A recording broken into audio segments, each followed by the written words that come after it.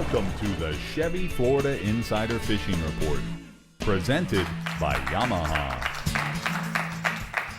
Hello and welcome to the Chevy Florida Insider Fishing Report. Lauren Bolander here with Captain Rick Murphy. Hey, Rick. Hey, Lauren. Hey, Rick. Tonight, filling in for us at the workbench from Captain Harry's Fishing Supply. We got Captain Harry back. It's good to be back here. I've got some great stuff and tips on catching bait today, so it's going to be really fun out here to learn some new techniques and tricks to bring home the big one. Harry's going to be with us 2 weeks in a row, man. Nice. It's always fun when it gets hairy at the workbench. Oh, yes, of course. All right. We have another great show tonight. This time it's all about bait. You know, it is, Lauren, and you know, that's the cool part about the state of Florida. The guys are very, very dialed in on exactly where the bait is, how to catch them.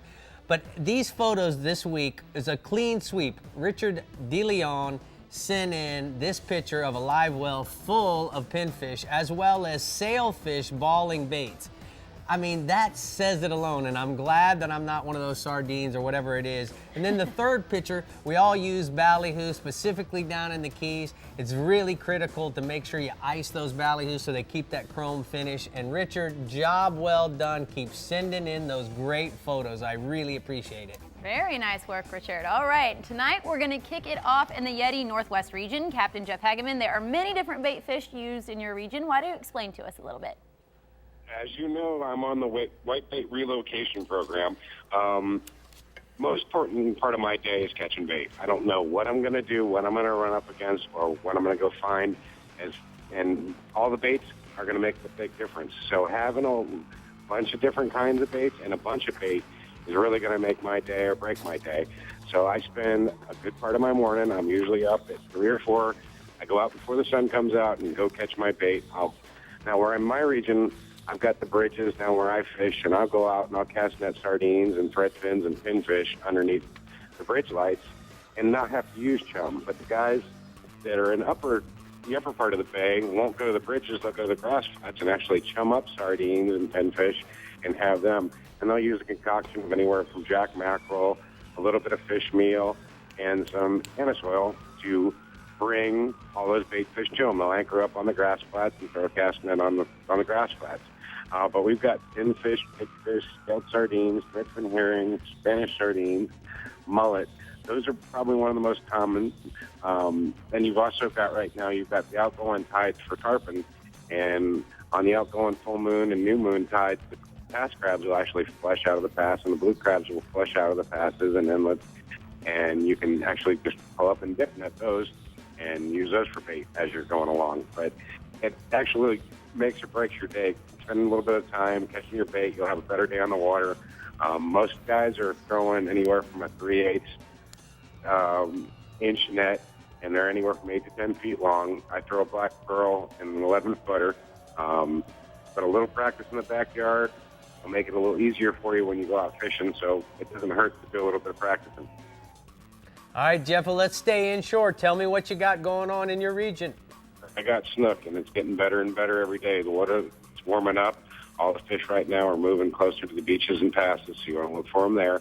The swash channels next to the beaches are starting to load up with some smaller snook right now. The bigger fish are still going to be around the bridges and the passes and around the docks that are leading to those places right now. Pinfish, sardines are probably one of your best bets. Threadfin herring, if the tide gets moving good and you're in the pass, so I'll swim a little faster. You want to use 25 to 40-pound fluorocarbon leader and 2 to 4 hook, depending on the size of your bait. And I've got a snook right there. Got a nice picture of a Miss Jaden that caught her first snook with me. That's a hell of a first snook. Man, you know, Jeff, I appreciate the kids and the photos. Awesome. Make sure you next time, you got to turn that thing the other way, dude. I got a couple pictures of it, but right. I wanted to show how big it was compared to her. Okay, I got you. All right, well, let's go offshore. What do you got? Red grouper bite anywhere right now, and anywhere from 15 to 120 foot of water throughout my region right now. You want to look for the flat rock. That's where most of the fish have been caught right now. Most of the fish are good keeper-sized fish. Pinfish and squid have been the best baits right now. You want to use a standard bottom rig and heavy, heavy, heavy gear. These fish are sitting on Swiss cheese bottom. Talked about this last week too. And you want to have heavy gear to make sure you can pull them out of there. And also offshore, I got bonita and Spanish mackerel. Captain Mike Anderson, the Real Animals Fishing Team on Tampa Bay, reports great Spanish mackerel and bonita bite off St. Pete Beach right now in anywhere from 20 to 25 feet of water over hard bottom. He's anchoring up, free line and sardines out the back, and chumming like crazy. That's one of the big things about having that live well full of sardines, like I was talking about earlier. He's actually pulling those fish to him and keeping them behind the boat. Extra long shank hooks and 2-aught.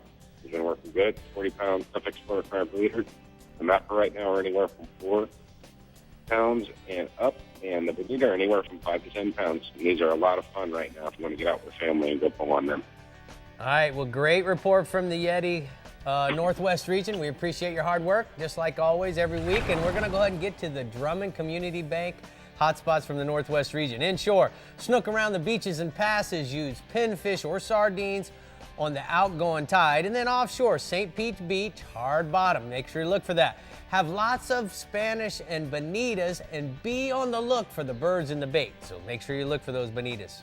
Alrighty, due south to the southwest to be exact is where we find Captain Ron Houston. Ronnie, bait is quite different in your area, isn't it? Well, catching and using bait generally differs what time of the year, anywhere from the south end to the north end of the region. But generally in the wintertime, especially with the cold temps, shrimp all through the region is the bait of choice for most inshore guys and offshore. But for the offshore aspect of it too, cut baits will also work, as they will work inshore. But on the offshore part of it, baits like herring, sardines, and squid will also work in the wintertime on the offshore part. On the offshore part, you can catch pinfish, grunts, a most noted structure, and wrecks. You can use pull up on most of the structure wrecks, drop some shrimp down or some small goat hooks, catch a bunch of pinfish and grunts before you head off to most of your offshore spots. Pilchards can be caught on most beaches, markers, and grass flats, generally by using cast nets, simply sighting these fish and throwing a cast net under them. But if it gets difficult certain times of the year, most guys will have to get out and simply chum to draw the baits to you. Sabiki rigs and gold hooks will work. Generally to the north, with the abundance of grass flats and the abundance of beaches, pilchard can be caught almost all year round, even in the wintertime, like I say, due to the abundance of grass flats or along troughs and channels. Right now, there's an abundance of pinfish up in those areas and an abundance of crabs coming through the passes and along the beaches for the tarpon fishing and permit fishing. As to the south, most guys are buying the crabs. One key thing to always look for, in case you got a tough day and the weather could be rough, always look for diving birds, whether it be inshore and offshore, and generally offshore for your easiest bet. Also, passes and bridges are generally a sure bet, but like I say, right now, spring through summer, all through the region, shouldn't be hard to get out and catch you some live bait. All right, Ronnie, before we continue inshore, I want to take a look at the navionics from your area. Now, guys, what we're talking about is we're talking about Pine Island and we're talking about the Bokeelia area. Now, as you zoom in on the other chart that we want to look at, what we have been told is the place is full of pilchards in this shallow bar here. But if you want to move out, go a little deeper, get out here, chum heavily, you'll be able to catch your thread fins that take offshore. So 4 to 6 feet of water, you'll find those pilchards. And then if you want to go a little bit bigger baits, you want to just drop out to 8 to 10 feet of water. And guess what, guys? You're going to find those big threadies. All right, Ronnie, let's go ahead and stay inshore. What do you got? Well, the reports I've gotten to the north, redfish bite has been great, but there's a couple keys and things you got to watch out for in order to catch these fish. You want to concentrate from Sanibel to Cabbage Key on the west side on the early morning outgoing using gold spoons and topwater plugs in bone, chartreuse, and black and silver. Mullet schools have been the key first thing in the morning before the temps heat up. As water temps heat up, the water movement is better in the late afternoon incoming, and it's going to become a foot higher than the small couple inches of fall on the early morning outgoing. So I strongly suggest getting out in the morning, using the topwater plugs, but later in the afternoon, gold spoons, live pilchards, cut herring, mullet and ladyfish, especially with the heat of the day, but concentrate along mangrove shorelines as the mullet will now not be jumping all over the place on the lower stage, but they'll get up towards the mangrove shoreline and settle against the trees and are roaming, and that's where you want to try to get those cut baits in there. Like I say, 2 tides that day, the late afternoon incoming will flood, should be a lot better. Typical size for those fish right now are anywhere from 20 to 30 inches. Now on the offshore part, here we go. We're getting ready for the red snapper bite, and I will have some reports in the next couple of weeks on the red snapper bite, but just to get you guys abreast of what's going on, With the season getting ready to open, to the north part of the region, guys, you want to concentrate starting in depths of 110 feet. It's a great place to start. Now, down on the southern end, being that the structure changes and the shoreline changes a little bit, you want to start at about 130 feet out looking for the red snappers. That's anywhere from 50 to 80 miles out, depending upon what part you are in the region. Now, the key things to look for, ledges and patches off hard bottom can be the key. Pinfish, cut herring, and squid on a 7/0 circle hook. I recommend 80-pound leader and a 6-ounce of lead, depending upon the current, rigged chicken rig style. Or what you can simply do is free line a live thread on a 1-ounce circle hook jig. Remember, circle hook jig and wider chartreuse. Typical size can be 4 to 12 pounds. Fish up to 20 can be caught. And I've got a picture of Captain Mike Avanon. Just recently caught this fish, fishing out at about 130 miles out in the south end of the region. So, guys, this is what you have to look forward to. I'm giving you this tip just before the season opens. Also, a little further to the south, cobia bite still remains consistent anywhere from Lossman's River to Big Marco Pass. Concentrate on most wrecks and towers through the region. Indian Key to Big Marco Pass, concentrate on most noted structure, holding. Anchor up when you get on this structure. Fish for mangrove snappers while you're on this structure, and while you're chumming, look for some of these cobias to be coming up in the chum. Some of the fish are basically being sight casted to. Once they come up in the chum, you can get a limit of mangrove snapper while fishing for these cobias, but large chugging lures will also bring these fish to you. Live pinfish, herring, and artificial lures will work. Typical size of these fish right now are 15 to 40 pounds, and with the moderate weather for the red snapper bite, it ought to be great. Listen to what I tell you. Should have no problem getting a limit. All right, great job, Midnight. We're going to go ahead and take a look at the Southwest regional hotspots. Captain Ron says inshore, Black Drum, Pavilion Key to Indian Key. Last of the outgoing to the first of the incoming tide along the oyster bars. Look for tail and fish on those oyster bars. And then offshore, Permit, Fort Myers Beach to Stump Pass, fishing wrecks in 8 to 25 miles out using live crabs, Lauren. Okay, Rick, we are just getting started. On the other side of the break, we head to the Central East to visit Captain Jim Ross, and Captain Harry is going to take us off the deep end. Remember to check out our website, like us on Facebook, and follow us on Twitter at Chevy FIFR TV. More to come on the Chevy Florida Insider Fishing Report. The Chevy Florida Insider Fishing Report is brought to you by the Florida Lottery, Yeti Coolers, wildly stronger, keep ice longer, best parts, best prices, Bennett Auto Supply, Captain Harry's Fishing Supply Company, Chevy, the IGFA, conservation through education, get your hands wet, and Olukai. Listen, this Chevy Silverado is not happy. It's not happy because it's not doing anything, because it knows you have a to-do list with unchecked boxes, because it was built to constantly be on the prowl to get more done. Patience is not the Silverado's virtue. Doing is.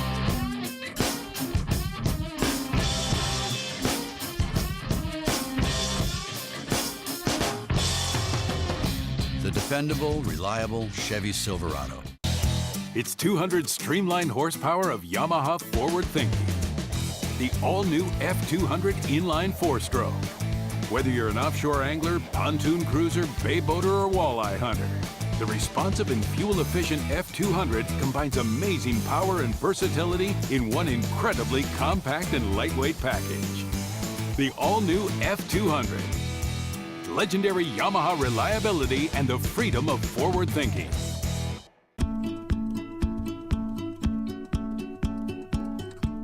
Imagine brighter futures, where doors open for Florida students every day. Imagine building a better tomorrow, where playing means we all win. Now celebrating $25 billion to education in 25 years. The Florida Lottery, just imagine. In Key West, you can get close to nature.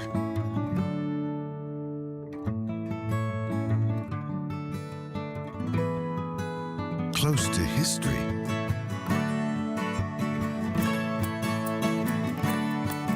And really close to the band. In fact, Key West is close to perfect, but far from normal.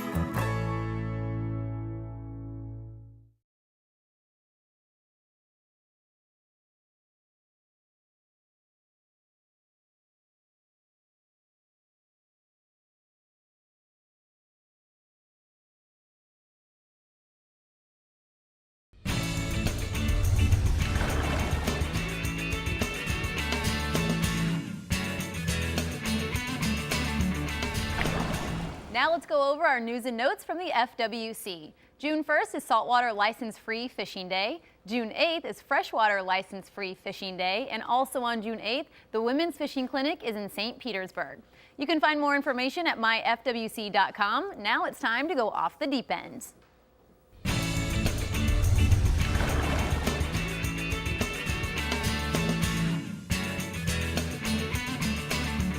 Well, Harry, welcome back to the Jägermeister Workbench. And as you Always know, good to be every here. week we talk about rigs and techniques over here. So let's get right to it. Talk to us about how we're going to catch bait and what kind of bait. All right, obviously it depends on the weather, where you're at, clear water, dirty water, thread fins, cigars, and different species. Your pilchards, your threadies, normally around bug light and everything like that, or other markers, wherever you're at. You'll want to use your smaller sabikis, like your number 4s, your number 6, for your smaller baits, your pilchards and stuff like that. It'll be your smaller ones, which we use. We use the little glow beads on them. Now, if the water's real clear, you need to go with your fluorocarbon type sabikis, and it really makes a difference. I got schooled years ago. I'm sitting there catching 1 or 2 on a regular sabiki, and it was great, but it was clear water. And this other guy pulls up next to me and just literally just stroking it. Just every quill had a pilchard on it. So I learned that. You got to learn to watch what's going on around you too to figure out what sabikis that they're using. All right. Now, obviously the sabikis, you got them wrapped up here because of safety reasons. Oh, yeah. But so we got a weight on one end, a swivel. Right. You put, it looks like you got a bead here, Harry. yeah, I always put a bead at the top because 99.99, actually 100%, everybody takes that swivel and jams it right into that top. And the ceramics always break or they get stuck here and it just gets all tangled up. So that bead literally stops it from jamming up in there, which is really good. And then what we'll do is we'll take this. You always want to be able to get to your lead. Now, if you're saying you're getting big runners and big baits, you're going to want to use a bigger lead. Right. If you don't, what happens, and you're catching, say, a couple blue runners, and and they take off, they'll tangle up your whole rig. Right. So you want to be able to have something to keep that line taut.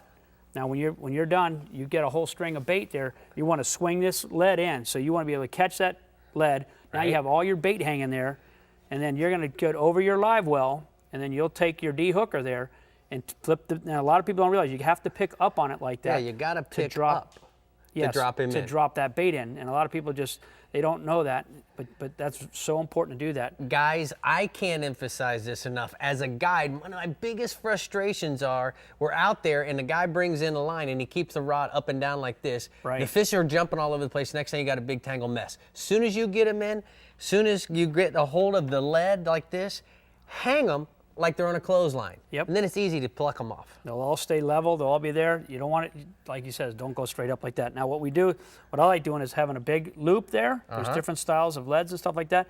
And I'll take that loop when I'm done. Right. And I want to run to the next spot. I'll just take that and I just slide it right on the handle. It's quick and easy. Nice. Out of the way, and it's just great.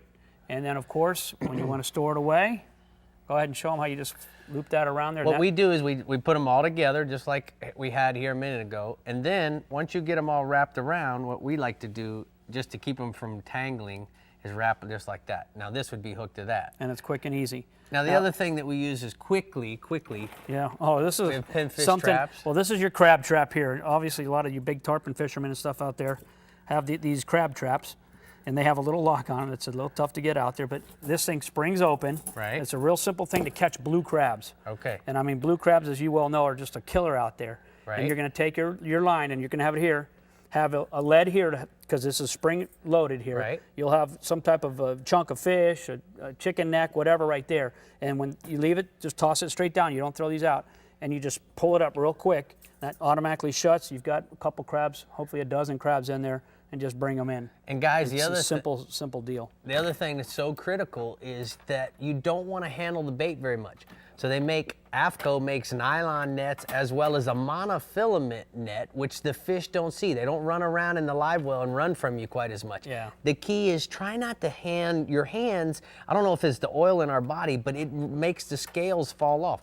So what I like to do is grab that fish in the net like this and hook him like that Right. before, without touching them. And don't scoop up 20, 30 baits at a time. One Just at a time. Try to get one bait at a time, and you're good to go there. All right, we're going to be back over here talking about new Well, products I in can't a wait little for while. That'll be a good one. I'm But ready. before we do, we got to go to Lauren. So, Lauren, take the money and run. I'll do it right now. Captain Jim Ross has been patiently waiting for us in the Central East. And Captain Jim, you have something to say about pinfish and pigfish. What do you got for us? Well, I sure do, Lauren. And, to add to what Rick and the other guys were just talking about, and all the guys tonight will talk about, if you have sunscreen or anything on your hands, don't put your hands in the bait well. That's the quickest way to kill everything you got in there. But whenever we're chasing some bait up here, I was going to talk a little bit about the pigfish and pinfish because that's one of the primary summer month time baits that we use in the Indian and Banana and Mesquite lagoons. And to catch those things, you want to use a pinfish trap, and you want to find your nearest 3 to 5 foot drop-off that has some glass minnows and some mullet on it. That's going to be your two key things to look for. If you find those two types of bait, you're going to find those pigfish and pinfish. You're going to put blue crab in your, or any kind of bait, but blue crab seems to work best because I can't pick it apart, in your trap. And that'll keep the bait fish occupied, and that way they won't be looking for a way to get back out of the trap. You want to drop your traps, basically come back about an hour later after you've done your morning bite, or maybe 2 hours later after you've done your morning bite, top water type of a thing, and you should have a pretty, if you've got it in a good spot, you should have a pretty good amount of bait fish in that trap.